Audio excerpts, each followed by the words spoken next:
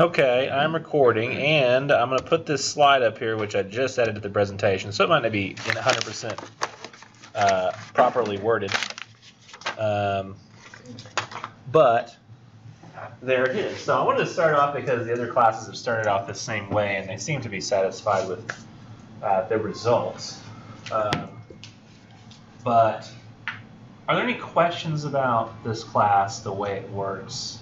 The way discussion posts work, quizzes, essays that you've been curious about but have not felt you're fully confident on?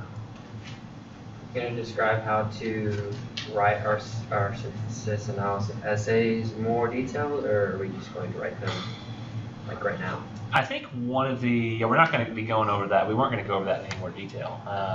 The sample essay, I tried to give it because it has a number of different approaches. There's no, this may be less familiar to you or may seem more daunting as a result of English 1301 if you had me. But sometimes the topics, whereas they did allow a measure of freedom, were pretty much nailed down in what you needed to do. Like, you know, tell me why, tell me what causes binge drinking among college students, and then offer some solutions. Boom, got it, okay. Now I just got to find the solutions. In this, though, I'm saying, what was interesting to you about the story? Tell me why. So, I mean, that's a lot more open. That's a pretty open topic. So there's not one particular way in which it needs to be written. But here's what I do when I'm grading, if this will help you. When I'm grading, I look at, did they give their opinion on the story and not just summarize the plot? So if they gave their opinion on different aspects, you know, I liked this, I didn't like this, I approved of this idea was a little off, I don't agree with the writer here, those kinds of things. I'm happy with that. Now, in cases where they told what they think about the story, did they explain why they think that way? Did they relate it to some earlier life experience, their upbringing, their religious beliefs, their schooling, their childhood, relationships they've been in? In some cases, I'm okay with outside literature, like other books you've read or films you've seen, especially if you do live a more introverted life and things have never really been that difficult for you. Maybe all you've really had to experience the outside world is literature, where you haven't gone out and done a lot of that. Was me when I was growing up, as I spent most of my time watching movies and didn't have many friends. And strangely, that's kind of how I preferred it. But most people's lives, I recognize, probably aren't that way. They have friends and hang out with them and things. That was just not me. So I found a guy who he had talked about some experience he had had in life on the sample essay, and he'd also talked about some movies that he'd seen, and you know, try to provide some compelling thoughts, like why it's so ridiculous that she's willing to die because of how other people look at her birthmark. It's dumb. I don't agree with the way the main character sees dreams and how dreams give him an excuse to do what he does. That's stupid. I don't like the importance that Aylmer places above science above humanity. So he's just kind of judging what the characters think, judging how the author writes about what he's written about. So there's just not a specific way to approach. But if you are doing those things, what I'm grading for is, do they tell me what they think? Do they try as closely as possible to figure out why they think that as a result of their life and experiences? And if you do those things, you generally get an A without too much effort. I'd say that this is probably these papers are the papers that I assign, besides the annotated bibliographies for the research paper in English 1301, that receive the highest grades of all of my papers.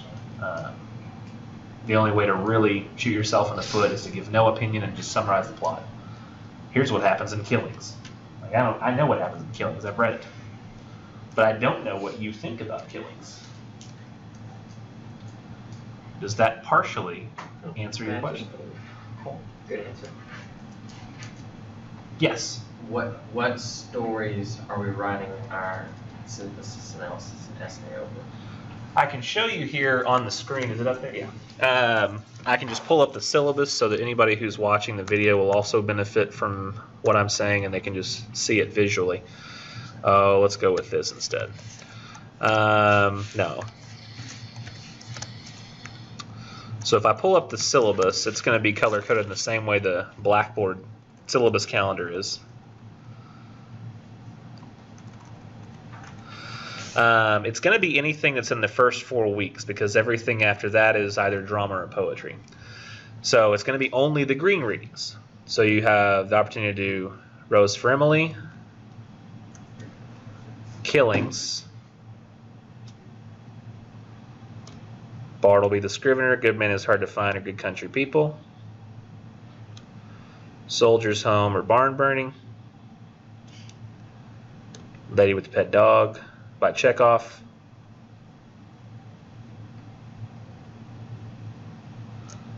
I've never successfully done this before, so I'm trying to. Minister's Black Veil, not the birthmark because it's already the subject of the sample paper, or Ellison's Battle Royal. Is anybody curious as to how I was able to highlight all of those things individually yet keep them highlighted? Is that what you're raising your hand about? Yeah. If you hold the control button, I have no idea if this works on an Apple computer, but if you hold the control button after you've got something highlighted and then you highlight something else while the control button's held, it will highlight in addition to what was previously highlighted without making you highlight everything that came before. Or like if I was to just not do this with that button held, if I just do this, it starts me all over. Unfortunately, I think after all that great work, I think I can't hit Control Z and go back to what I've highlighted. It doesn't work. I just have to redo it all. But any of the greeting readings from week 4 or before. So you have 1, 2, 3, 4, 5, 6, 7, 8, 9, 10 readings to choose from. Then for the synthesis analysis 2, you will have to do Oedipus the King, which, you know, you'll have to get a little creative, I guess, in terms of what you have to relate to, because I doubt many of us have, you know, I don't even want to say that. That's very crude. I doubt any of us can relate to the content of Oedipus the King and exactly what happens. I don't really want to ruin that. I want to leave that. I want to leave that something you find out. Relate to it, we don't really want to. Right. If you can't relate, we don't want to know. But you might relate to other aspects of the story. You might have to get creative with that. But the poems as well, you can choose from any of the green readings. And you'll notice there's really only one poem I've specifically assigned that you can't write about, which is A Man Said to the Universe. Actually, maybe, yeah, Faith is a Fine Invention by Dickinson as well. Because people, they don't get Faith is a Fine Invention. They don't understand it. But they think they do. So they say, Dickinson, yes, is saying here that we should all operate on faith. That's not at all what she's saying. She's saying use science when it's applicable because, you know, you can't pray away sickness. But scientists can get rid of sickness with their microscopes. And then also Man Said to the Universe, because literally the entire poem is A Man Said to the Universe, I exist. Yet, said the universe, that has not created in me a sense of obligation. And people, they want to write an entire essay about it. It never works. They try.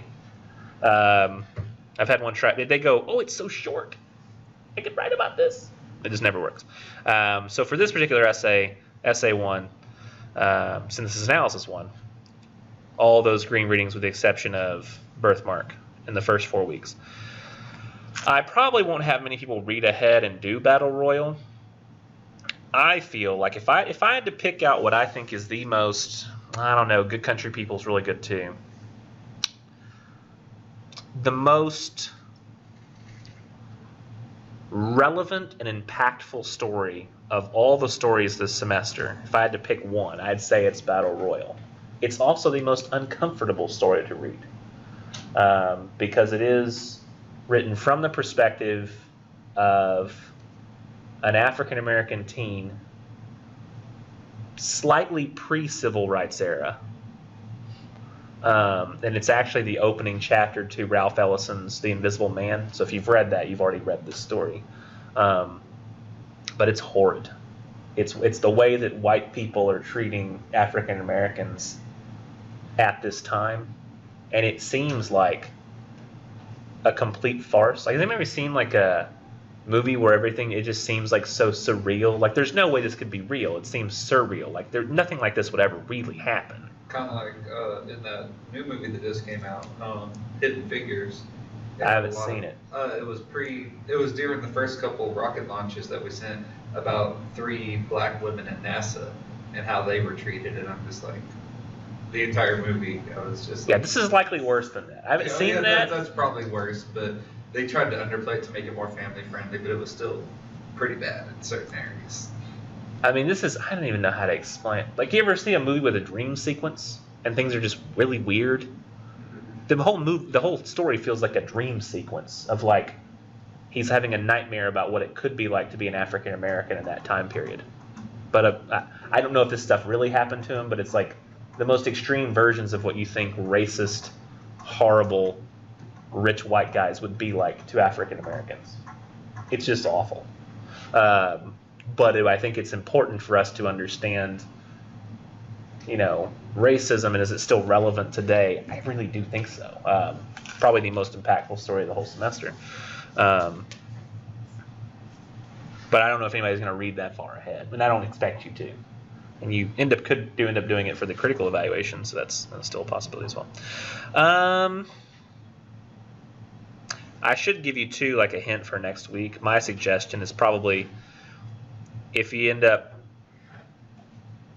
running out of time, I don't know, just in life, you might want to leave Bartleby, because Bartleby is the one that people tend to connect with the least, and they tend to connect with the other two, The Good Country People and Good Man Is Hard to Find, which are both by the same author, a little more. And Flannery O'Connor's fantastic, just in general. I do think it's easier to read Bartleby if you know that there is humor in it. I think people read the whole thing and go, that was supposed to be funny? And I'm like, yes, very funny. But the guy he writes it so seriously that it doesn't seem like it's supposed to be funny at all. I mean, think Rose for Emily and how that seemed kind of serious, and at the end, funny when you look back on it. It's just gotta be gross when you look back on it. It's just gross, it's straight up, nothing funny at all. I find it really funny when she's like, take it up with Colonel Sargeras, and just closes the door, and they're like, but like, pay taxes, and she just won't do it. Like, it's just now the ending, yes, horribly gross. I just found it interesting, and then they were like, and we already knew there was one door that we wouldn't be able to open, and I was like, so they knew she killed the guy, she knew she had him in a room, and they didn't do anything about it? I don't know. I still find it funny. Because it's not real. It's a fake story. Like, if it was a real story, like if there'd really been a woman who kept a man in it, that would be horrifying. But this, I feel okay laughing about. Well, if that was gross, you may be angered by Good Man Is Hard to Find in Good Country People. Bartleby, I guess I should warn you, is essentially about you might remember the quote from Joker in The Dark Knight where he says, this is what happens when an unstoppable force meets an immovable object. Bartleby is an immovable object. He's a guy who doesn't like to do anything he doesn't want to do. And his boss is a lawyer who his unstoppable force is he's an unstoppable force of niceness and being accommodating. So he's been paired with this guy who doesn't want to do anything he doesn't want to do, and he's overly accommodating. So what happens when you put those two people together? The story kind of explores that. And there are really hilarious moments if you're able to find them. The prose is so serious you might not notice them, but there's at least one moment that's like, to me, laugh out loud funny when you think about what's really happening and how absurd it is. What is my pocket? It's going crazy. Oh, I still have Pokemon open. It's like hot and it burns. Let's see. So those are the ones you can write about in conclusion. Long answer to a short question. I wanted to mention too, because nobody's asked it yet, but this is a question that came up in another course, another class. These discussion posts, you'll notice that this was due on Sunday night. So if anybody missed that first discussion post, I think I may have mentioned this last time, but if you did miss the first discussion post and you're just not used to this, how the timing works, how the scheduling works for this class yet, send me an email. I'll send you the link to the first discussion posts, and you can still have an opportunity to do those. And I recognize that might happen this first couple of weeks. You may just skip your mind or something like that. But my suggestion, putting a reminder in your phone or an alarm that every Sunday night goes off at 8 to, hey, read a story, or 2, do a discussion post. That way you don't forget from here on out. But only the discussion posts you can do that week will be the ones that you'll see. So you'll never have to worry about, will I do the wrong one? Same with the quizzes. If you can see the quiz, you can take it. Which the quiz over this week's readings, you may have thought I tried to go do it and I couldn't, because I've read Debuts and Killings and Faulkner's Rose Frimley, but it wouldn't let me take the quiz. Well, that's because I usually don't make it available until after this class at some point on Thursday. I think they're all set for 12:30 is when they become available. So it's just a few minutes after this class is over. That's when the quiz becomes available for you to start. And the discussion post as well should become available only on Thursdays, and it'll stay available through Sunday night. Is it all one quiz together? How do you mean the all one quiz? Like about both stories? About both stories. Yes. So it'll have questions about Rose Frimley, it'll have questions about Killings. And then next week's we'll have questions over all 3 stories. But you'll be doing the discussion post this week over these stories. And I wanted to mention as well that each week you don't have to feel pressured to write about every single story. I noticed I had a lot of people who were writing an original post that contained a section about Killings and a section about a Rose Frimley, which you don't have to do. You can choose to write completely about one, so you can have next week you could do Bartleby and then 2 replies about Bartleby. Or if you really want to, will it impress me if you do the other thing, which is to do Bartleby, then a good man is hard to find comment, and then a good country people reply. That would impress me, yes, but I'm not going to count off if you don't do that. So I mean, it's up to you, what approach you want to take. Whether you feel more confident sticking with the one you know the best, or whether you want to play the field and show me you've read them all. Also, I should say I only counted off on one person's discussion post. I don't know if it was in this class. I really don't think it was. But your original post does have to be different than your replies. I don't know if this individual was testing the waters to see what I would catch or not catch, but they had an original post and 2 identical replies that were identical to that original post. So it's like they just pasted it in 3 different boxes and hoping to see if I would give them full credit for that. I did not. To get full credit, you have to have an original post and 2 completely different replies.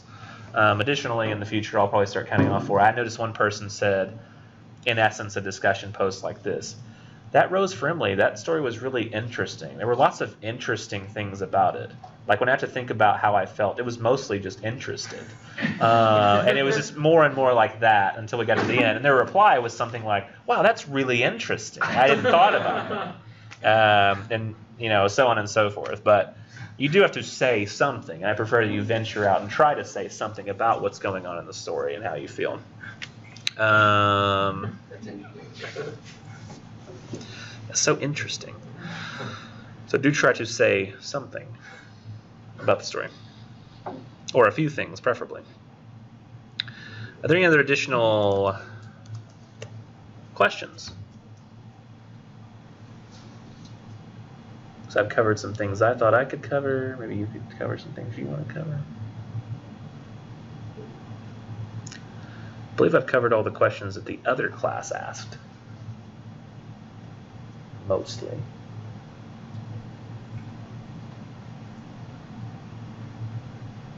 Well, if that's the case, I may go ahead and move on. Move right along. We don't have an easy way to... Here, I won't say it. I'll just go do it. Oh, I'm already in the PowerPoint. Duh. So, oh wait, I just went to the... There we go.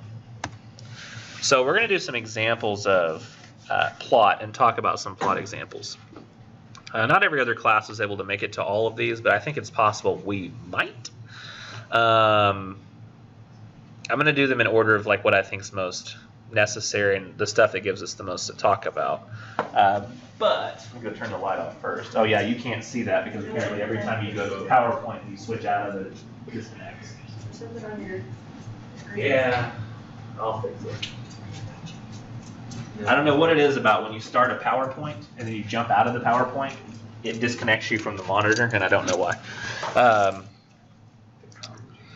So I have to like unplug it and plug it back in. And we're back. So the first thing I wanted to show you, and we've talked about plot, and at this point I'm going to go ahead and stop the recording. Well, no, I'll just need to remember to edit completely out the videos themselves, because one time I didn't edit out the videos and my video was pulled for copyright infringement in like 15 minutes because it's lots of videos. So the videos are things that have copyrights. So I mean, I can't apparently show them without the permission of the person, or at least on YouTube. So I'll go ahead and leave it running, but I'll try to remember to edit it out of the video so that you can still watch and hear like my comments and stuff. So the first one we're going to watch is, oh no, I want to keep that open. If I want to go to 1302 for this one, is I want to watch a video where, let's just think about plot and storytelling kind of from an outside perspective, from an objective viewpoint, and see that we can talk about the way there's certain stories that work in the world, and we can, you know, kind of talk about them objectively. So this is Kurt Vonnegut talking about the shapes of stories. He's also drawing the shapes of stories on a chalkboard. Mostly they're just curves on a graph, but there is a point at which he starts stair-stepping one after the other, and I think it's clear. I'll tell you when that comes. Let's see. I'm getting ahead of myself. Did I push the button? Yes. Somebody heard of Kurt Vonnegut? He wrote Slaughterhouse-Five, Breakfast of Champions, various other works of literature. He created a body of work of startling eccentricity and universal appeal. His singular view of the world applies not just to his stories and characters, but to some of his theories as well. Well, there's no reason why the simple shapes of stories can't be fed into computers. They are beautiful shapes. This is the GI axis, good fortune, ill fortune. Sickness and poverty down here, wealth and boisterous good health up there. So, I mean, I guess that's what would you call that in math? What axis is that? The vertical? The y-axis. Good job. Yeah. Here's the very middle. Now, this is the BE axis. B stands for beginning.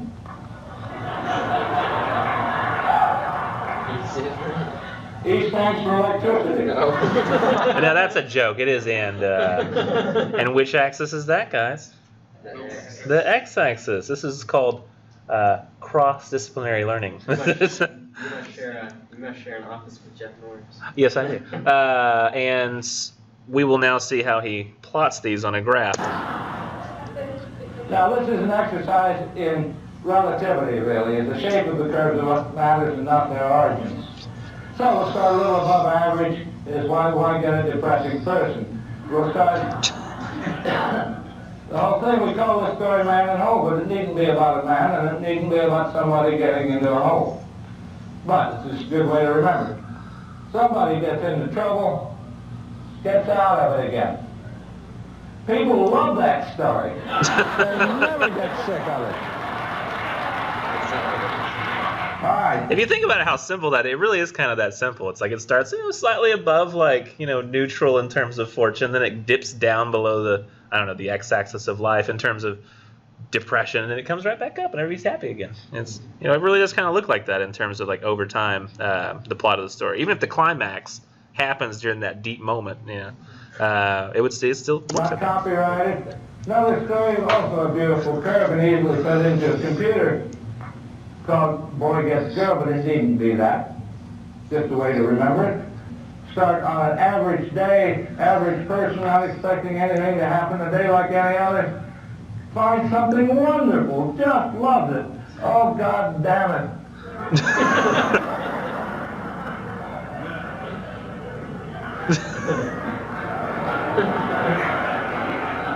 Got it back again. If you think about every single romance story you've ever seen works like that, you know, they start, it's a normal person on a normal day, then they meet someone who's wonderful. Then some reason they lose them in the middle, which always happens. It's not like everything just stays happy. Then they get them back. And it's always this is what pisses me off, it's always some misunderstanding. You ever notice that? It's always like, he didn't really say that, but you think he says that. I mean, I was watching Shrek the other day, and it was so frustrating. Where, like, he overhears, like, Donkey and the princess talking about how ugly she feels she looks when she turns into the ogre. And he's, like, thinks that he overhears them from the outside and thinks they're talking about him. And if he'd just say, I heard you talking about how ugly I am, those words came out of his mouth. And she was like, no, I was talking about how ugly I am when I turn into an ogre every night. If just that were said, they don't get pissed off at each other, and Lord Farquaad doesn't have to die. But he does have to die because he's the villain. I was about to say he deserves to die. He's a jerk. Are you saying that because he's short? That's mean. Wow. That's horrible. He's also a jerk. Like that. Now, these are beautiful curves, and this gets a little complicated. Computers can now play chess, so I don't know why they can't digest this very difficult curve I'm going to draw for you now. And it so happens that this is the most popular story in our civilization, Western civilization. As we love to hear this story, every time it's retold, somebody makes another $1 million. You're welcome to do it. Now, surprisingly enough, I've said it's depressing. You know, people don't like stories below average days and people. But we're going to start way down here. Worse than that, who is so low? It's a little girl. What's happened? Her mother has died. Her father has remarried a vile-tempered, ugly woman with two nasty daughters, big daughters. You've heard it. Anyway, there's a party at the palace that night. She can't go. She has to help everybody else get ready. She has to stay home. Now, does she sink lower? No. She's a staunch little girl, and she has had the maximum whack from fate, which is the loss of her mother. She can't go any lower than that. Okay, so the fairy godmother comes. This is my favorite part.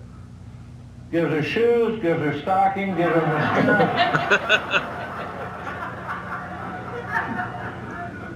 Gives her means of transportation. I love how he's talking about curves and then just instantly goes into like a stair-step section of lines instead of a curve.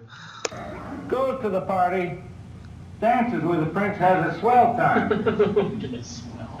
Just as happy as the other stories. Boring, boring, boring, boring, boring, boring, boring.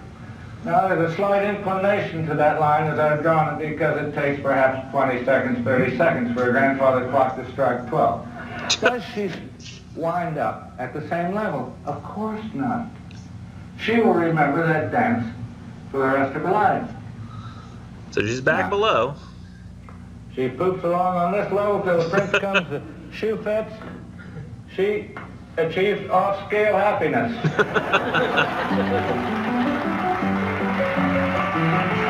So I mean, you can't mathematically plot, I guess, every single story that exists out there because there's complex ways in which they work. But I think that what he's saying is like, and I don't know if you know his background, but I believe Vonnegut was actually in grad school for chemistry, and rather than do a study for his do some sort of chemistry study for his master's degree, he ended up writing. Has anybody heard? I think this is the book he wrote. Has anybody heard of the book Cat's Cradle?